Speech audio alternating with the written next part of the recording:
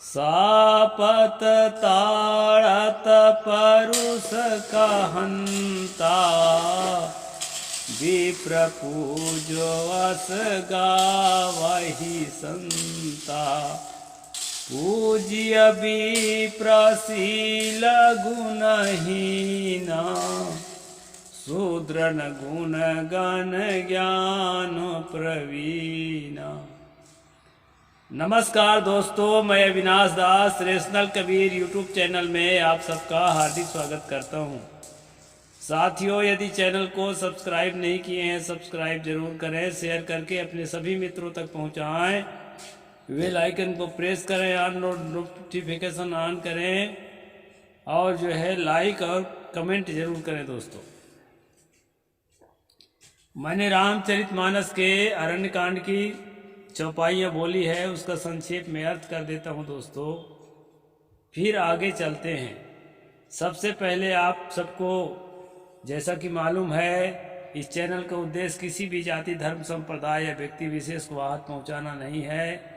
इस चैनल का उद्देश्य है लोगों में जागरूकता पैदा करना, तार्किक बुद्धि पैदा करना और विज्ञान सम्मत बातों को समाज में स्थापित करना। दोस्तों, चौपाई का मैं साधारण अर्थ बताता हूँ संक्षेप में, फिर आज के प्रसंग मनुस्मृति पर चलेंगे। चौपाई के लेखक गोसाई तुलसी दुबे कहते हैं, सापत ताड़त परुष कहंता, विप्र पूजस गावहि संता।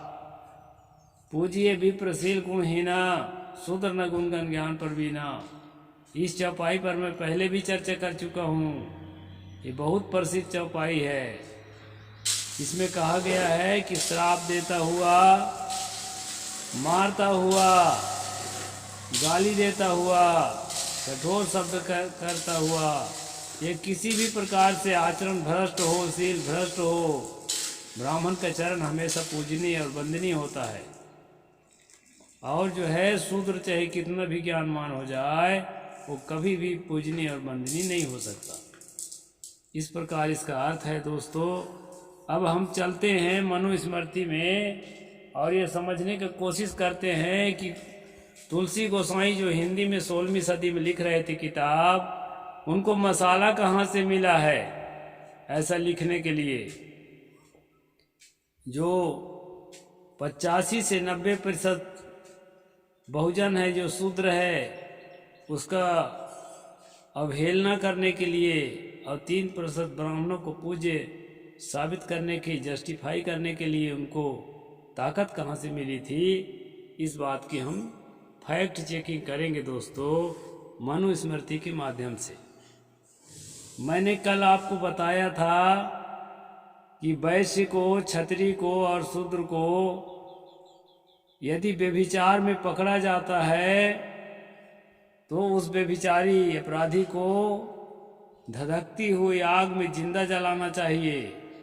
ऐसा हम पिछले स्ट्रीम में पढ़े थे दोस्तों।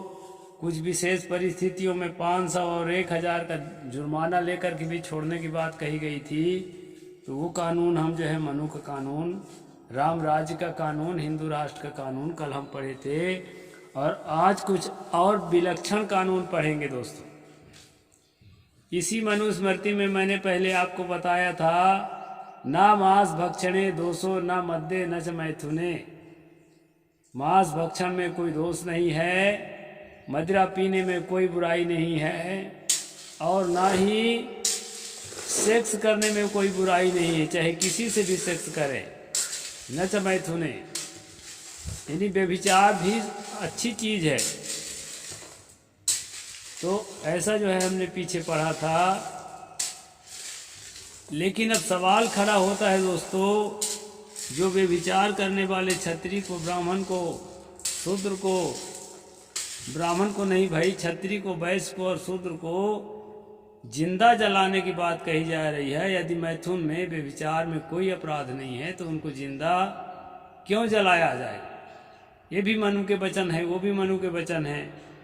दोस्तों, यहाँ थोड़ा कंट्रोवर्सी पैदा होता है, लेकिन कोई बात नहीं, आगे एकदम साफ हो जाएगा। जो मैथुन करने में दोष नहीं है ऐसा कहा गया है ना दोस्तों, वो केवल और केवल ब्राह्मण के लिए कहा गया है। इसलिए बिल्किस बानो के 11 अपराधियों को जेल से निकालकर, सामूहिक बलात्कार के अपराधियों को जेल से निकालकर आरती किया जा रहा था। इसका कारण आपको समझ लेना चाहिए। तो साथियों, अभी हमने शूद्र, वैश्य और क्षत्रिय को व्यभिचार पर, बलात्कार पर क्या सजा होना चाहिए कल तक हमने जान लिया है।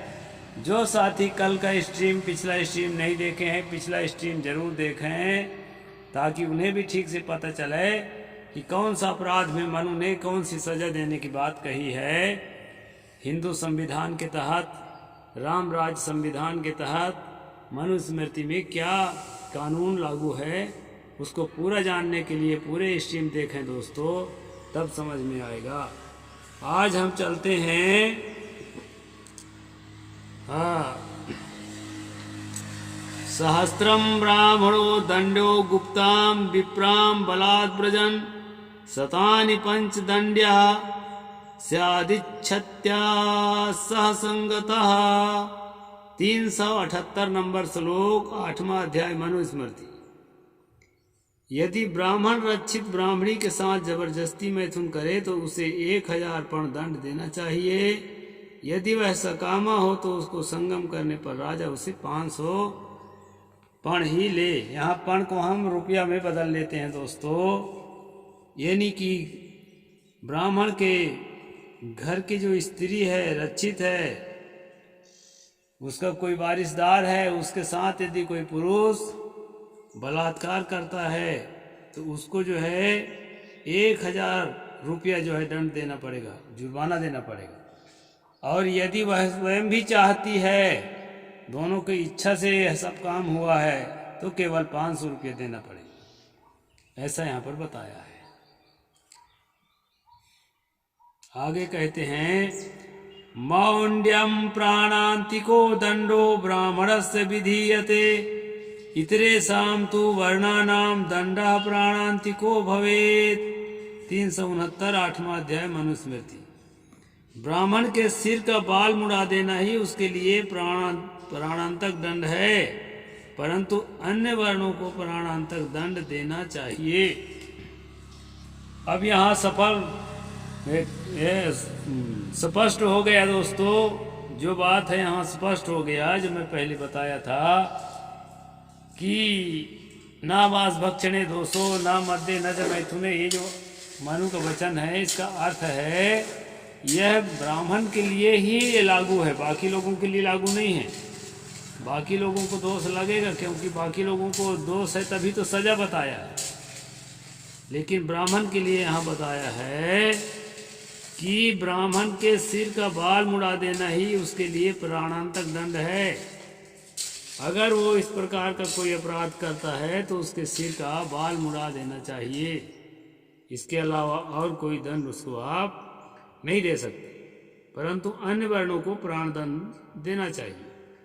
ब्राह्मण के अलावा जो अन्य जातियां हैं उनको व्यभिचार के अपराध में धधकती आग में जला देना चाहिए, जिंदा जलाना चाहिए, लेकिन ब्राह्मण को नहीं जलाना है।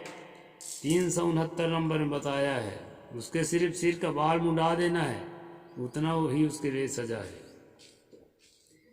न जातु ब्राह्मणम हन्या सर्व पापेष्वपि स्थितम राष्ट्रादेनम बहिः कुर्यात् समग्रथन मक्षतम।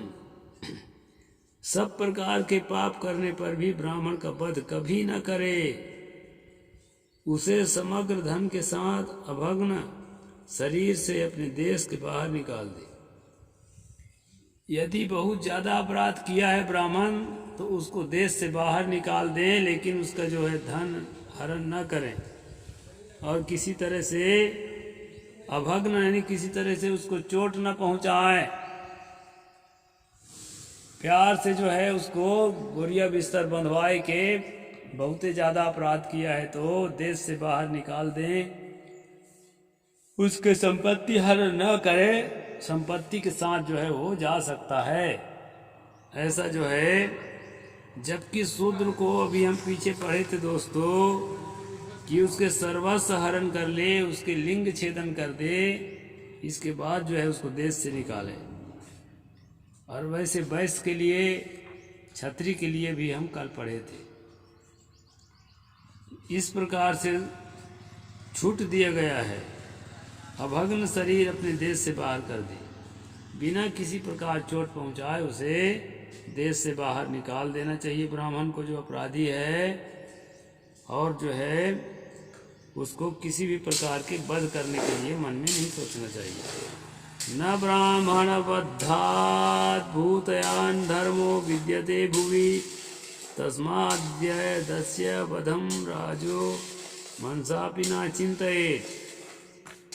ब्राह्मण के वध से बढ़कर संसार में दूसरा कोई पाप नहीं है, इसलिए राजा उसके वध की चिंता ना करे।